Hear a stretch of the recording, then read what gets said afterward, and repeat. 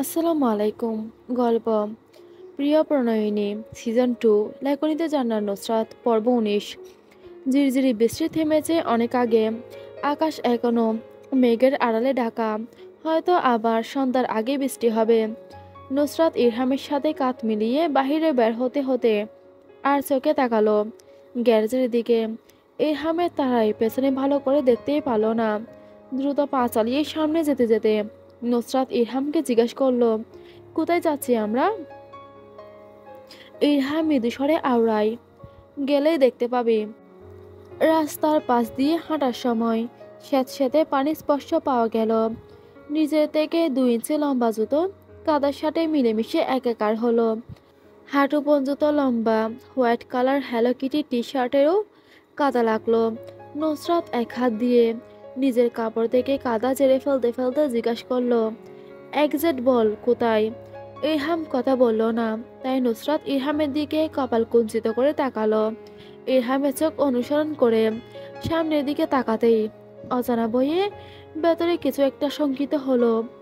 সৌরভীকে বারান্দায় দাঁড়ানো দেখে হাঁ করে ওইদিকে এক দৃষ্টিতে তাকিয়ে আছে ইরহাম। নুসরাত ইরহামের হাত চেপে ধরতেই কেঁপে উঠল পুরুষালীর শক্ত সামর্থ্য শরীরটা। নুসরাতকে তীক্ষ্ণ চোখে তাকে অবলোকন করতে দেখে চোখ সরিয়ে নিল। আশেপাশে চোখ ঘোরাতে ঘোরাতে হাত টেনিবে। নুসরাত শক্ত করে তার হাত চেপে ধরল। ইরহাম পিঠে ফিরে ভ্রু বাঁকাতেই নুসরাত ঠোঁট কামড়ে মলিন কণ্ঠে নিষেধাজ্ঞা জারি করল, মাথা থেকে জেরে ফেল ইরহাম। ও তোর কখনোই হবে না। আবেগ হোক আর গভীর কোনো অনুভূতি হোক, বাড়ার আগেই সরিয়ে ফেল, না হলে ভবিষ্যতে তোকেই কষ্ট পেতে হবে। ইরহাম কথা বলল না, চুপচাপ হেঁটে সামনে অগ্রসর হলো। নুসরাতের হাত তখনও তার হাতের মুঠোয়। নুসরাতকে হাঁটতে না দেখে ইরহাম জোরে টান দিল। নুসরাত হুমড়ি খেয়ে সামনে আসতেই ইরহাম নিজের বাহুতে নুসরাতকে নিল। নুসরাতের চোখের দিকে তাকিয়ে হালকা টুটে হাসি আনলো। মোলায়েম কণ্ঠে নিজের সাফাই গাইল, সেরকম কিছুই না। নুসরাত নিজেও শক্ত কণ্ঠে আওড়ায়, না হলেই সবার জন্য মঙ্গল, বিশেষ করে তোর জন্য। এই একটু পথ আস্তে আস্তে নুসরাতের পায়ের গোড়ালি, টি শার্ট, জুতো সব কাদার সাথে মাখামাখি খেলো। ফুটবল খেলার মাঠে পৌঁছাতেই ঝুঁকে কাপড় পরিষ্কার করতে লাগলো। ঠোঁট কামড়ে মুখ দিয়ে চসূচক শব্দ উচ্চারণ করলো সে। নিজের পেছনে কারো উপস্থিতি পেয়ে মাথা ঘুরিয়ে পেছনে তাকাতেই চোখাচোখি হলো দুটো কালো মণির মালিকের চোখের সাথে। ম্যানলি মাস্কি পারফিউমের সুগন্ধি নাক ছিঁড়ে ভেতরে প্রবেশ করলো। কানে আসলো পৌশালী গম্ভীর স্বর, মিসেস। নুসরাত চোখ সরিয়ে নিয়ে ঝটপট আরশের থেকে 2 পা পেছনে সরে গেল। আরশকে সেখানে দাঁড়ানো দেখে কোনো ভাবাবেগ হলো না তার। স্থির দাঁড়িয়ে থাকলো নিজের জায়গায়। আরশ গম্ভীর গলায় শুধালো, ভয় করছে না? নুসরাত নিরুদ্বেগ গলায় প্রশ্নের উত্তর দিল, না। আরও শটান হয়ে দাঁড়িয়ে পকেটে হাত ঢোকালো আরাম করে। ঠোঁট বাঁকাতেই বৈশালী ক্লিন শেপ এক গালে গর্তের সৃষ্টি হলো। নুসরাতের দিকে নির্বিঘ্নে 1 পা 2 পা করে এগিয়ে গিয়ে একদম সন্নিকটে দাঁড়ালো। নিজেদের ভেতরের শৈলে দ্রুতটুকু মেটালো না। কানের কাছে ঠোঁট নামিয়ে ফিসফিসিয়ে আড়ালো, কষ্ট হয়নি মিসেস? নুসরাত নির্বিকার চিত্তে চেয়ে রইল। প্রখর গরম শ্বাস ফেলে নির্লিপ্ত কণ্ঠে উত্তর দিল, একদম না। বুকের বাঁ পাশে আলাদা এক ঠান্ডা নেমে এসেছিল আপনাকে কষ্ট পেতে দেখে। গম্ভীর গলায় আরো হাসল। নিজেদের ভেতরে দূরত্ব বাড়াতে সরে গেল নুসরাতের থেকে। নুসরাতের বিপরীতে দাঁড়িয়ে মন ভোলানো হাসি দিল। ইরহাম নুসরাতের পাশে দাঁড়িয়ে চুপচাপ সবকিছু লক্ষ্য করছিল। আরশ হঠাৎ নুসরাতকে সামনের দিকে ইশারা করলো তাকানোর জন্য। নুসরাত কপালে বাজ ফেলে সামনে তাকাতেই চোখে ভাসল নিজের অতি প্রিয় বাইক। দ্রুত পদক্ষেপে পা বাড়াবে সেদিকে। আরশ হাত ধরে থামিয়ে দিল তাকে। নুসরাত ভ্রুযুগল কুঞ্চিত করতেই আরশ ঠোঁট বাঁকিয়ে হাসি জ্বলিয়ে নিজের পকেট থেকে দিয়াশলাই বের করে ছুঁড়ে মারল বাইক যেখানে রাখা ওখানে। কেরাসিন ডালা ছিল বাইকের চারপাশে। সামান্য আগুনের স্পর্শে দপদপ করে লাল শিকার লেলিহান রোশনি দাবানলের মতো জ্বলে উঠল চারদিকে। নুসরাত স্থির চেয়ে রইল আগুনের ভেতর পুঁতে থাকা বাইকের দিকে। বুকের ভেতর মুচড়ে উঠল। ডুব গিলে নিজেকে স্বাভাবিক রাখার চেষ্টা করলো বৃথা। আর সেদিকে চাইতেই আরস ঠোঁট কামড়ে হাসল। নুসরাত নিজেও হাসল। বুকের বাপাশে হাত চেপে ধরে ফিসফিস করে আওড়ালো, উপস, কষ্ট পেলাম। Cousin brother. আরশের দিকে এগিয়ে আসলো নুসরাত, মুখে হাসি ঝুলিয়ে। হাত তুলে আরশের সাদা শার্টের কাঁধে ময়লা পরিষ্কার করে দিল। বুকের যেখানে গুলি করেছিল সেখানে হাত রেখে মুখ ব্যথাতুর করে দুঃখ প্রকাশ করলো। ওই জায়গায় আঙ্গুল স্থির রেখে ফিসফিস করে বলল, কাজিন ব্রাদার, ওই দিকে দেখুন। আরশ নুসরাতের ইশারা অনুযায়ী নিজের বিপরীত পাশে চোখ ফিরাতেই অকি কোটরে বেশি উঠল ব্ল্যাক কালারের মার্সিডিজ বেঞ্চ। চোখ গাড়ির উপর থেকে সরানোর আগেই তাতে দপদপ করে আগুন ধরতে লাগলো। দুই পাশের আগুনের শিখা এত তাড়াতাড়ি বাড়তে লাগলো দেখে মনে হলো নিমিষে তা আকাশ ছুঁয়ে ফেলবে। নুসরাত আরশের বুক থেকে হাত সরিয়ে নিয়ে কাঁধ থেকে আবারও ময়লা ঝেড়ে নেওয়ার মতো করলো। পুরুষালী চোখজোড়া এখনও নিবিষ্ট, দূরে নিজের গাড়ির ধ্বংসাবশেষ দেখতে। বিস্ময়ে পুরুষালী আগে যুগল কোটর থেকে বেরিয়ে আসার উপক্রম। নুসরাত আরশের বলিষ্ঠ হাত জোড়া নিজের হাতের মুঠোয় তুলে নিল। নিজের ভেতরে প্রশ্ন জাগল, বেটা কি দুঃখে অজ্ঞান হয়ে যাবে নাকি দুপ করে মাটিতে পড়ে কান্নাকাটি করবে? তারপর আবার নিজেকে শুধরে দিল, এই বেটার হৃদয় এত দুর্বল না যে অজ্ঞান হয়ে যাবে আর কান্নাকাটি করবে মাটি চাপড়ে। আরশের অন্যমনস্কতার সুযোগ নিয়ে নুসরাত তার হাত থেকে কালো বেল্টের রুলেক্স সাবমেরিনের গড়িটা আলগোছে খুলে নিল। হাতে নিয়ে তা ভালো করে উল্টে পাল্টে দেখল। নিজের কাছে মনে হলো একটা অকেজো জিনিস। টুট চৌকা করে কিছুক্ষণ অবলোকন করল, যদি বিশেষ কিছুর সন্তান পাই। কিন্তু কোনো কিছুর সন্তান না পেয়ে বিরক্তিতে ব্রু কুচকে অনীহা নিয়ে ডিল মেরে তা আগুনের শিকার মধ্যে ফেলে দিল। আরও শত বিম্বল চাহনি নুসরাতের দিকে নিক্ষেপ করল। পুরুষালীর শক্ত রাগে চোখের চাহনি নিজের উপর উপলব্ধি করে নুসরাত বোকার মতো আরশের পানে চাইল।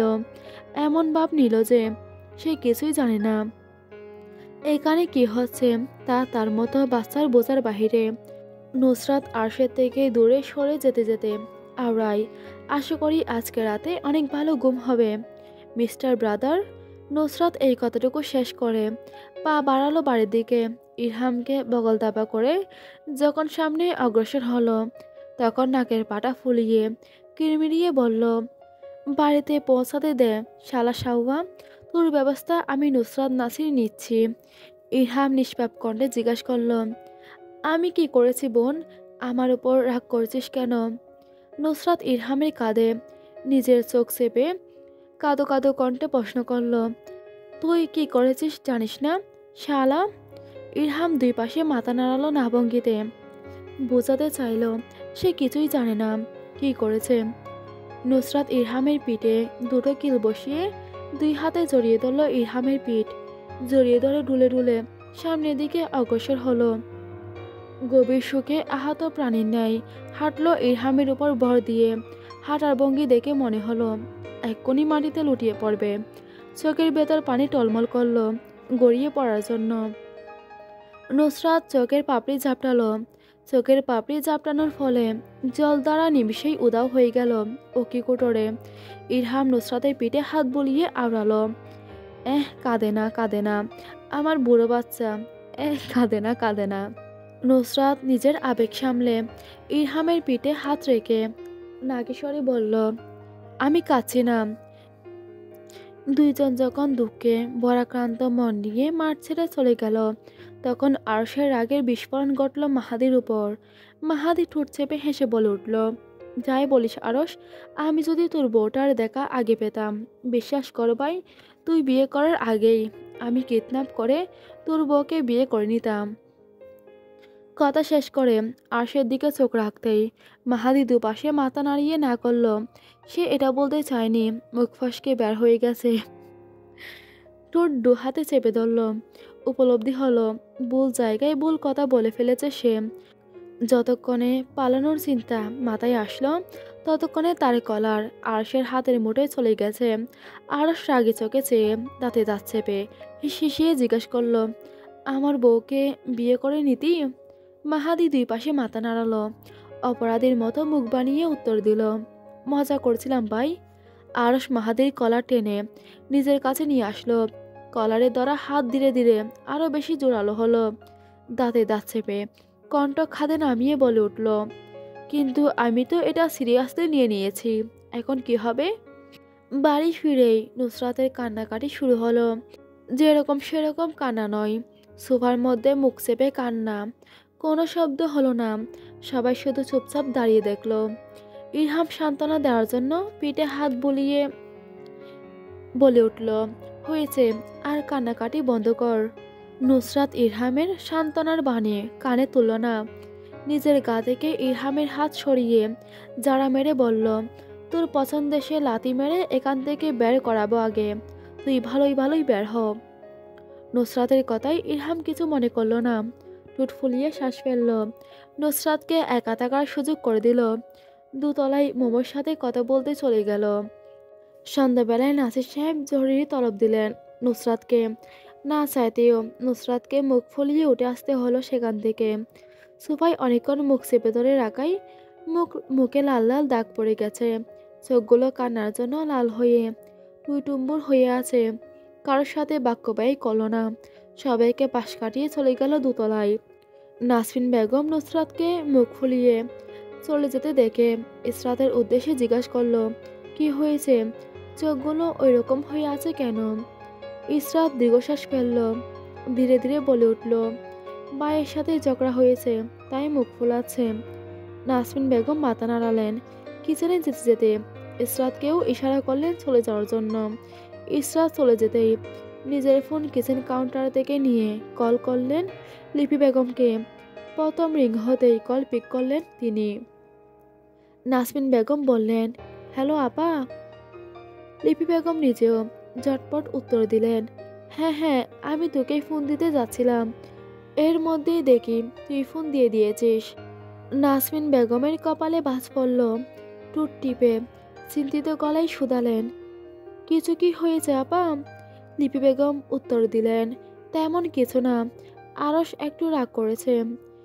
লিপি বেগম একটু সময় নিয়ে শুধালেন, তোর ওখানে কোনো সমস্যা হয়েছে? নাসরিন বেগম হালকা হাতে কপাল টিপে উত্তর দিলেন, আপা, আমার মনে হচ্ছে আরশ আর নুসরাত মিলে কিছু একটা করেছে। লিপি বেগমের কপালে গাঢ় বাজ পড়ল। জিহ্বা দিয়ে ঠোঁট ভিজিয়ে নিয়ে বলে ওঠেন, আমারও মনে হচ্ছিল, রাগে হিসিস করছিল। আর মাহাদিও। কথাটা বলতে বলতে থেমে গেলেন। হেলাল সাহেব ওনাকে ডাকছেন পেছন থেকে। লিপি বেগম প্রতি উত্তরে আসছি বললেন। নাসরিন বেগমের উদ্দেশ্যে মলিন গলায় বললেন, তোকে পরে ফোন দিচ্ছি মেজো, আর একটা কাজ করিস, নুসরাতের উপর নজর রাখিস, আর আমি আরশের উপর নজর রাখবো। আমার তার মতিগতি ঠিক লাগছে না, কখন কি করে বসে তা বলা যায় না। তোর ভাই ডাকছে, পরে কথা হবে। নাসরিন। নাসরিন বেগম ঠিক আছে বলতেই লিপি বেগম তাড়াহুড়ো করে ফোন কেটে দিলেন। মোবাইল হাতে রেখে ওভাবেই দাঁড়িয়ে থেকে চিন্তা করতে লাগলেন। আকস্মিক মাথায় আসলো, আপা মাহাদির কথা কিছু একটা বলছিলেন, ওর কি হয়েছে? নাসির মঞ্জিলে আবারও গভীর সভা বসেছে। গভীর সবাই কোনো কথা হচ্ছে না। নিশ্চুপ বসে সবাই প্রহর গুনছেন। নুসরাত গড়ির পানে একবার চেয়ে সময় দেখে নিল, সন্ধ্যা 6:50। দীর্ঘশ্বাস ফেলে টেবিলে মাথা রেখে শুয়ে পড়ল। যা বুঝলো আজ এভাবেই বসে থাকতে হবে। নুসরাত কিছু একটা আঁকাআঁকি করছে A4 সাইজের পেপারে। ইসরাত ওকে দিয়ে দেখতে চাইল তা। তার আগেই নুসরাত আতঙ্কিত হাতে লুকিয়ে ফেল কাগজ নিজের হাতের মুঠোয়। ইসরাত ব্রু উঁচু করে বোনের উদ্দেশ্যে প্রশ্ন করল, ওসব কি? নুসরাত না বোঝার ভান করল, ফিসফিসিয়ে শুধালো, কিসব কি? নুসরাত কথা বাড়ালো না, চুপটি করে বসে রইল। বাহির থেকে ইন্টারকম বাটনে চাপ দেওয়াই বেল বেজে উঠল। ইসরাত উঠে দেয়ালের কাছে গেল। ইন্টারকম হ্যান্ডপিস হাতে নিয়ে কানে লাগাতেই জাইনের মোলায়েম কণ্ঠে বেশি আসলো, ইজ এনিওয়ান লিসেনিং? ইসরাত মৃদু আওয়াজে উত্তর দিল, জি শুনছি। জাইন গলা খাকারি দিল, মৃদু কণ্ঠে বলল, গেট খুলুন ইসরাত, আমরা দাঁড়িয়ে আছি। ইসরাত দেওয়ালে মাউন্টেন ইন্টারকম হ্যান্ডসেট লাগিয়ে রাখলো। ঠোঁট টিপে কিছু বলার পূর্বেই দেখলো নাসির সাহেব আর নুসরাত দুজন একসাথে বসে মোবাইলে কিছু একটা করছে। সে এগিয়ে যেতেই দেখলো দুজন বাড়ির বাহিরের সিসি ক্যামেরা চেক করছে। আরও একটু কাছে যেতেই দেখলো নুসরাত ফিসফিসিয়ে বলছে, আব্বা, এত কম জিনিস নিয়ে এরা কি করতে এসেছে? একবার দেখুন, মাত্র 20 প্যাকেট মিষ্টি আর শুধু ফল 4-5 জাতের। এই ঘরে যে এত মানুষ আছে তারা কি জানে না? ইসরাত পেছন থেকে তেরাসা স্বরে বলে ওঠে, মাত্র 4-5 জন মানুষ, এত বেশি তো না। নুসরাত বিরক্তিতে কপাল কুঁচকে ফেলল, অভিযোগ করার মতো করে বলল, উফ আব্বা, এই মেয়েকে সরান। এর জন্য আমি ঠিক মতো মানুষের ব্যাপারে কথা বলতে পারি না। ইসরাত নুসরাতকে ঠিক করে দিয়ে বলল, ওইটা কথা বলা বলে না, মানুষের পিঠ পিছে তার নামে পরনিন্দা বলা হয়। যা তো আমরা পরনিন্দাই করলাম, তোর এখানে কি? যা, তোর শ্বশুর আর আব্বার শ্রদ্ধেয় বড় ভাই এসেছেন, তাদের আপ্যায়ন কর। ইসরাত ঠোঁট বাঁকিয়ে হাসল, কোমরে এক হাত চেপে ধরে বলল, ফর ইউর কাইন্ড ইনফরমেশন, আমার একা শ্বশুর নয়, আপনারও শ্বশুর উনি। নুসরাত কাজ্জা কালো অবজ্ঞা করল ইসরাতের কথা, মৃদু আওয়াজে হাসতে হাসতে বলে উঠল, আপনার শ্রদ্ধেয় শ্বশুর অনেক আগেই আমাদের ডিভোর্সের ব্যবস্থা করে ফেলেছেন, তাই এই বিয়ে বেশি দিন স্থায়ী হবে না, আর উনিও আমার শ্বশুর থাকবেন না। হা হা হা। নাসির সাহেব নুসরাতের কথায় সহমত পোষণ করলেন। ইসরাত তীক্ষ্ণ কণ্ঠে জিজ্ঞাসা করল, তাহলে তুই কি আর বিয়ে করবি না? নুসরাত টুট কামড়ে হেসে উঠল, ভ্রুক্ষেপহীন গলায় প্রশ্নের পিঠে প্রশ্ন করল, তোকে বলেছি আমি বিয়ে করব না? নিজের পছন্দ অনুযায়ী একটা হ্যান্ডসাম লাকড়ে বিয়ে করব। ইসরাত বেঞ্চি কাটল, নুসরাতের দিকে চেয়ে বিরক্ত সহিত বলল, দেখে নেব। যা, একটা বাজি ধরি, আরশ ভাইকে ছাড়া তুই আর কাউকে বিয়ে করবি না। আর তুই করতে চাইলেও আরশ ভাই কখনোই হতে দিবে না, এটা আমি 100% শিওর। তুই জিতলে আমার কাঠ তোকে 1 সপ্তাহের জন্য দিব, আর আমি জিতলে তোর কাঠ আমাকে 1 সপ্তাহের জন্য দিবি। রাজি? নুসরাত উপর নিচ মাথা দুলালো। নাসির সাহেবের দিকে তাকিয়ে ইসরাত বলল, আব্বু, আপনি সাক্ষী, পর যেন মিথ্যা না বলে। নাসির সাহেব মাথা নাড়ালেন। ইসরাতের হঠাৎ টনক নড়ল, মৃদু লাফ দিয়ে বলে উঠল, আব্বা, গেট খুলতে ভুলে গেছি, জাইন বলেছিল গেট খোলার জন্য। নাসির সাহেব আর নুসরাত নিরুৎসাহিত গলায় একসাথে বলে ওঠে, তো কি হয়েছে, এখন খুলে দিলেই হলো। ইসরাতকে ঠাই দাঁড় করিয়ে রেখে নাসির সাহেব আর নুসরাত পা মিলিয়ে বের হয়ে গেল লাইব্রেরি রুম থেকে। নুসরাত নাসির সাহেবের সাথে পা মিলিয়ে বের হয়। নাসরিন বেগম ওয়াশরুমে ছিলেন। নুসরাত আর নাসির সাহেবকে হেলে দুলে বাহিরে যেতে দেখে পেছন থেকে ডেকে শুধালেন, বাপ মেয়ের কোথায় যাওয়া হচ্ছে শুনি? নুসরাত দ্রুত পদক্ষেপে বের হতে হতে বলল, আব্বাকে জিজ্ঞাসা করো আম্মা। নাসরিন বেগম নাসির সাহেবের দিকে প্রশ্নাত্মক চাহনি নিক্ষেপ করতেই তিনি বললেন, ইসরাতকে জিজ্ঞাসা করো। ইসরাতের দিকে ফিরে তাকিয়ে আগে নিষেধাজ্ঞা জারি করলেন, এবার বলিস না, তুই অন্য কাউকে জিজ্ঞাসা করতে। ইসরাত অবাক চোখে চেয়ে জিজ্ঞাসা করলো, কি হয়েছে সেটা তো আগে বলবে, কাকে কি জিজ্ঞাসা করব? নাসরিন বেগম চোখ পাকিয়ে রেখে অতিষ্ঠ ভঙ্গিতে জানতে চাইলেন, কে এসেছে? ইসরাত হাঁপ ছাড়ল, মোলায়েম কণ্ঠে বলল, ওহো, এই ব্যাপার, বরাব্বর এসেছেন। নাসরিন বেগম ইসরাতের সাথে আর কোনো বাক্যবাই না করে কিচেনের দিকে দৌড় দিলেন। ইসরাতের উদ্দেশ্যে হাঁক ছুড়ে বললেন, যা রুমে গিয়ে কাপড় চেঞ্জ কর আর মুখে কিছু লাগিয়ে নে, কাজের মহিলার মতো লাগছে তোকে। ইসরাত দীর্ঘশ্বাস ফেলে চলে গেল উপরে। বাড়ির বাহির থেকে মানুষের গমগমে স্বর বেশি আসলো। নুসরাতেরও কিছু উদ্ভট কথা কানে আসলো ইসরাতের। নিজেকে এসব শোনা দেখে অনেক কষ্টে থামিয়ে রুমে গিয়ে লক করে দিল। কাবার্ড খুলে দাঁড়িয়ে রইল কি পরবে ভেবে। পছন্দসই কোনো কিছু খুঁজে না পেয়ে সাদা রঙের একটা থ্রি পিস বের করে নিয়ে আসলো। সেটাই গায়ে লাগিয়ে কিছুক্ষণ ঢং করলো। তারপর ঝটপট ওয়াশরুমে ঢুকে চেঞ্জ করে বের হয়ে আসলো। চুল খোপা করে ওড়না গায়ে ঝুলিয়ে নিচে দৌড়ালো নাসমিন বেগমের হাতে হাতে কাজ করে দেওয়ার জন্য। নিকশ কালো অন্ধকারে ডুবেছে রজনী। ডুপ্লেক্স বাড়িটার বাহির জমকালো আলোয় সুসজ্জিত। গেট খুলে যেতেই প্রথমেই বাড়ির ভেতর পা রাখলেন সৈয়দ হেলাল আহমেদ। নাসির সাহেব হাসি হাসি মুখে এগিয়ে এসে বিনয়ী কণ্ঠে বললেন, আসসালামু আলাইকুম বড় ভাই, আপনি এখানে আসায় আমি অনেক বেশি খুশি হয়েছি। হেলাল সাহেব কাঠকুট্টা গলায় নাসির সাহেবের হাসি মুখে পানি ঢেলে বললেন, আমি এখানে কারো ভাই হয়ে আসিনি, আমার ছেলের শ্বশুরবাড়ি এসেছি, তাই এই কথা মনে রেখে আপ্যায়ন করলে ভালো হয়। নুসরাত নাসির সাহেবকে টেলে সরিয়ে দিল।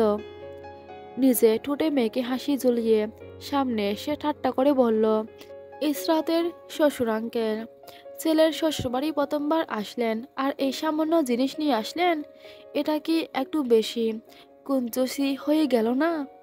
জাইন নুসরাতকে পাশ কাটিয়ে ভেতরে ঢুকতে ঢুকতে বলল, উপস সালিকা, আমি তো বলেই গেছিলাম এই বাড়িতে আপনার মতো একজন ভয়ঙ্কর খাদক আছে। আশা করি ভবিষ্যতে এরকম ভুল আর হবে না। নুসরাত হাসল। জাইনের কথায় কোনো প্রত্যুত্তর করল না। জাইন মনে করল তার কথায় নুসরাত দমে গিয়েছে, কিন্তু সে যে অন্য মতলব মাথায় আসছে তা ধারণা করতে পারল না। জাইন বাড়ির ভেতর পা রাখতেই নুসরাত পেছন থেকে ঢাক দিল। পিছু ফিরে চাইতেই নুসরাত জাইনের শার্টের দিকে ইশারা করে বলল, কালো শার্টে ভালো লাগছে না আপনাকে, হাড্ডি ভাঙার ডাক্তার। জাইন নিজের চওড়া কাঁধ গড়িয়ে এমনভাবে ভিতরে প্রবেশ করলো যেন নুসরাতের কথা তার কানেই যায়নি। ধীরে ধীরে বাড়ির কর্তারা ভেতরে ঢুকতে ঢুকতে আলিঙ্গন করলেন নুসরাতের সাথে। দুজনেই মাথায় হাত বুলিয়ে দিয়ে নুসরাতের কপালে চুমু খেলেন। নাসির সাহেব সোহেব আর সোহেদের সাথে আলিঙ্গন করে ততক্ষণে ভেতরে প্রবেশ করেছেন। বাড়ির দুজন কর্তীরা সবাই এসে গিয়েছে। জান্না বেগমের সাথে নুসরাত যখন কৌশল বিনিময় করাই ব্যস্ত ছিল, তখন লিপি বেগম এসে জড়িয়ে ধরলেন তাকে। নুসরাত নিজেও জড়িয়ে ধরল হালকা চোখে লিপি বেগমকে। লিপি বেগমের পেছনে চোখ পড়তেই হুদি পরে টান টান হয়ে দাঁড়ানো আরশকে দেখল। কপালের এক পাশে প্লাস্টার লাগানো, তার দিকে ভ্রু কুঞ্চিত করে চেয়ে আছে লোকটা। নুসরাতের পলিশ কপাল বাজ পড়ল। সামান্য ভ্রু কুঞ্চিত করে আরশের চোখে চোখ রেখে সরে আসলো। লিপি বেগম প্রশ্ন করলেন, আমাদের বাড়িতে আসো না কেন তুমি? নুসরাত চোখ সরিয়ে নিয়ে আসলো। অপ্রস্তুত হেসে বলল, জি আসবো। লিপি বেগম গালে কপালে সূক্ষ্ম চুমু খেয়ে সামনে চলে যেতেই আরশ এসে দাঁড়ালো নুসরাতের সামনে। কিছু বুঝে ওঠার আগেই গ্রীবা সামান্য বাঁকিয়ে নুসরাতের কোমর ধরে টেনে নিজের কাছে নিয়ে আসলো। গম্ভীর গলায় শুধালো, বেআইন কি সবাইকে ফিরতে চুমু আর হাঁক দিচ্ছেন? নুসরাত নিজের হাত দিয়ে আরশকে ঠেলে দূরে সরাতে চাইল। আরশ সরল না, আরও এগিয়ে আসলো তার সন্নিকটে। এক হাত দিয়ে নুসরাতের মাথা শক্ত করে নিজের বুকের ডান পাশে চেপে ধরল। মৃদু আওয়াজ মুখ দিয়ে বের করল, আ আ আ সবাইকে চুমু দিচ্ছেন, আমাকে তো আর দিবেন না, তাই আমাকে জড়িয়েই ধরুন, নাকি জড়িয়ে ধরতেও আপনার সমস্যা হবে বেআইন? নুসরাত আরশের হাতে নিচ দিয়ে বের হয়ে যেতে চাইল। আরশ অন্য হাত দিয়ে শক্ত করে তার পৃষ্ঠদেশ চেপে ধরল। বিরক্তিতে পরিপূর্ণ কণ্ঠে জিজ্ঞাসা করল, এরকম ব্যাঙের মতো লাফালাফি করছেন কেন? চুপচাপ দাঁড়িয়ে থাকুন, না হলে পুরো 1 ঘন্টা আপনার মাথা বুকে চেপে ধরে এভাবেই দাঁড় করিয়ে রাখবো।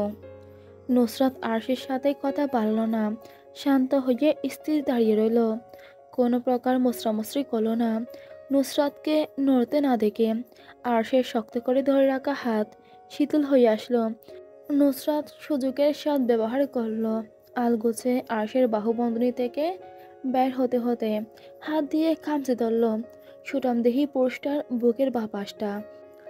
গা কাঁচা থাকায় খামচে ধরতেই মুখের বিকৃতি করতো তার। দাঁতে দাঁত চেপে ধরে মুখ স্বাভাবিক রাখার বৃথা চেষ্টা করলো, তবুও মুখ দিয়ে ব্যথাতুর আর্তনাদ বের হয়ে আসলো। নুসরাত আরশের চোখে চোখ রেখে মৃদু আওয়াজে আদেশ দিল, হুডি খুলুন। আরও শুধালো, কেন? নুসরাত নির্লজ্জের মতো হাসলো। আরশের কাছে এগিয়ে এসে বিনয়ের সহিত বলল, আপনার পুরুষালী খাঁজ কাটা বড়ি দেখব। সমস্যা আছে নাকি লজ্জা পাচ্ছেন বিয়াই? আরশ চোখে চোখ রেখে এক টানে হুডি খুলে ফেলল। পরনের সাদা স্যান্টো গেঞ্জিতে কিছুটা রক্তের দাগ লেগেছে। নুসরাত সেদিকে ইশারা করে আরশের উদ্দেশ্যে বলল, এবার শুধু রক্ত বের করেছি, পরের বার আমার অনুমতি ছাড়া আমাকে স্পর্শ করার চেষ্টা করলে আপনি বেঁচে থাকবেন কিনা তার গ্যারান্টি আমি দিতে পারছি না। আরশ নিজেও হাসল। হুডি গায়ে চাপিয়ে নুসরাতকে শক্ত হাতে চেপে ধরল নিজের সাথে। নুসরাত হাত দিয়ে আঘাত করতে যাবে আরশের মুখের মধ্যে। আরশ নিজের এক হাত দিয়ে নুসরাতের দুই হাত মুচড়ে নিয়ে পিঠে চেপে ধরল।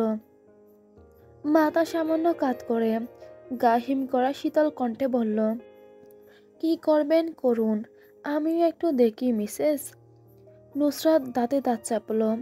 নিজের অপারগতায় নিজেকে ধিক্কার করল। সেই কোণে সেখানে এসে উপস্থিত হলো মাহাদি। দুজনের দিকে কিছুক্ষণ চোখ বুলিয়ে নিয়ে বুঝতে চাইল এদের মধ্যে আসলে হচ্ছেটা কি।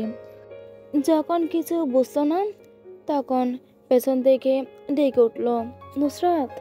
নুসরাত হালকা কাত হয়ে গেটের দিকে চোখ ফেলতেই মাহাদিকে ভঙ্গুর অবস্থায় দাঁড়িয়ে থাকতে দেখল। মাহাদির নাকে প্লাস্টার লাগানো, কপালের সাথে ব্যান্ডেজ, এমনকি হাতে ব্যান্ডেজ করে গলার সাথে তা ঝুলানো।